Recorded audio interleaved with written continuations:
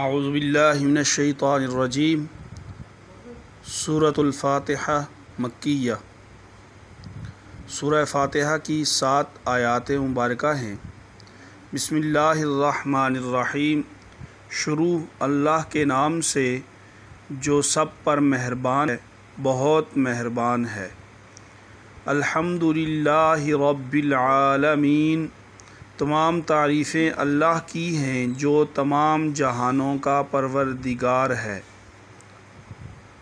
الرحمن الرحیم، جو سب پر مہربان، بہت مہربان ہے۔ مالک یوم الدین، جو روز جزا کا مالک ہے۔ ایاک نعبد و ایاک نستعین، اے اللہ ہم تیری ہی عبادت کرتے ہیں اور تجھی سے مدد مانگتے ہیں۔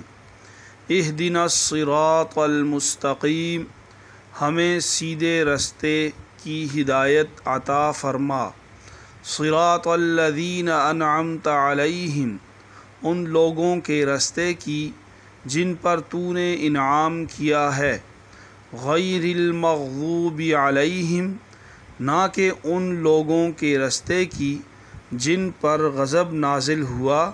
ولا الضالین، اور نہ ان کے رستے کی جو بھٹکے ہوئے ہیں۔ صدق اللہ العظیم۔ عربی میں رحمان کے معنی ہیں وہ ذات جس کی رحمت بہت وسیع ہو، اور رحیم کے معنی ہیں وہ ذات جس کی رحمت بہت زیادہ ہو، یعنی جس پر ہو تو مکمل طور پر ہو۔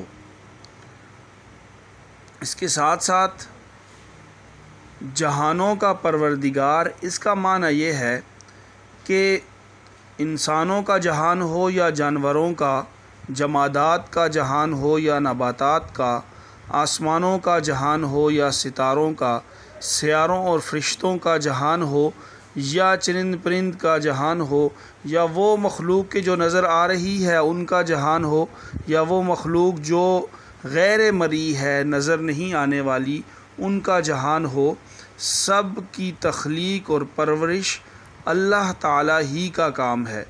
ان جہانوں میں جو کوئی چیز قابل تعریف ہے وہ اللہ کی تخلیق اور شان ربوبیت کی وجہ سے ہے۔ اس کے ساتھ ساتھ روز جزا کسے کہتے ہیں تو روز جزا کا مطلب ہے وہ دن جب تمام بندوں کو ان کی دنیا میں کیے ہوئے اعمال کا بدلہ دیا جائے گا۔